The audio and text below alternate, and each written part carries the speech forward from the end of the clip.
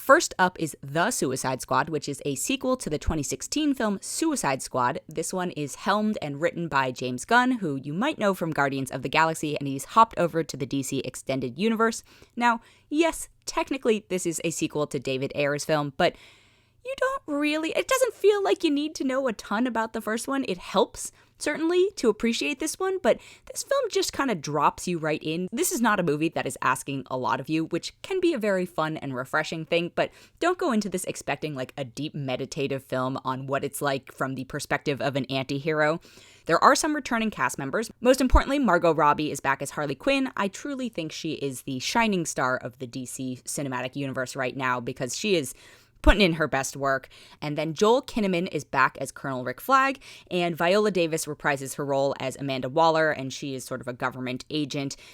I don't think you need to know a ton about it. The plot-wise, it's whatever. They do a decent job of walking you through the constraints of the film, and then they just drop you in, and there you go. And it's fun. It's very, very violent. It's definitely a James Gunn sensibility, so if you like Guardians, I think you'll like this. If you hated Guardians, I think you'll hate this. There's also a ton of very famous people in it. It's got Idris Elba's Bloodsport, and I assume what happened is Will Smith was offered to reprise his role from the first one, said no, and so they said, okay, we'll bring in somebody else, and we'll have him be a different character, but they're basically filling the same role. And then you've got John Cena as Peacemaker, Sylvester Stallone as the voice of King Shark, who is my favorite character in this film. You've got Peter Capaldi as Thinker, and again, there's a ton of famous people in a bunch of other roles, and I think the thing I like about the Suicide Squad films is that they are very fun, and also people are disposable. It's in the name.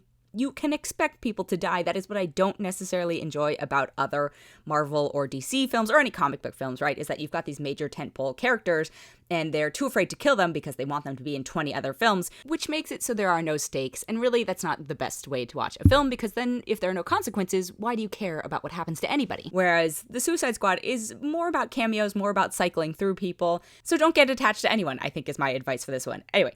Should you watch this in a theater? That is debatable. It's technically out on HBO Max. I don't think I was bored by it, but I was not as engaged by this one. I gotta say, I enjoyed this one much more than I enjoyed the other film, in part because I think this one just didn't have any airs about it. Well, that's a bad pun, but this one did not put on any airs. It's a gory, action-filled romp with a lot of humor in it.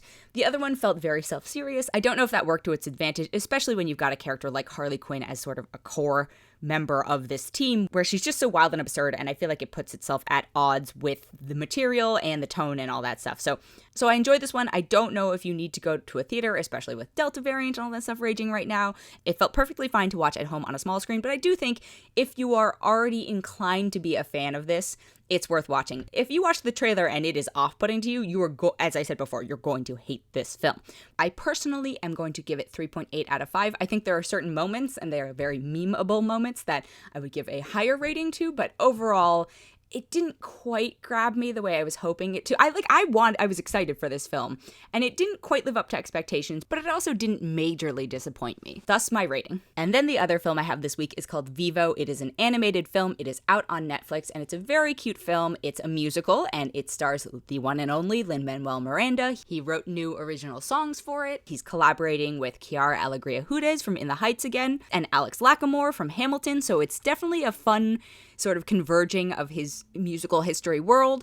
Zoe Saldana is a voice, Juan de Marcos Gonzalez is a voice, Brian Tyree Henry, Michael Rooker, who is also in Suicide Squad, so it's a little bit of a double feature for him, Nicole Byer, Gloria Estefan.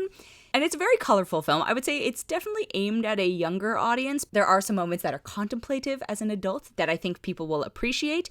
It follows Vevo, who is a kinkajou, which is apparently a rainforest honey bear, and is voiced by Lin-Manuel Miranda. He is somehow in the employ or pet ownership. I don't know. It seems a little weird. Like, there's some weird questionable stuff in terms of, like, exotic animal ownership, but basically he has an owner, Juan de Marcos, and the plot takes Vevo on an adventure, and I don't want to spoil it, so let's just go with that. Vevo goes on an adventure. He has to go outside of his comfort zone. I think the music is zero surprise here. It is fantastic. Like, you can't go wrong. It's thoughtful, it's fun, it's vibrant. I think a lot of the visuals are really creative. It's not the most innovative thing I've ever seen. It's not the most original story I've ever seen, but it's still a pretty enjoyable ride. I oftentimes try to evaluate animation from the perspective of, okay, well, if you're a childless adult, yeah, I think this one is actually going to be a sweet, enjoyable one to watch. If you're an adult with kids, your kids are going to enjoy it, and you are not going to scratch your eyeballs out while watching it.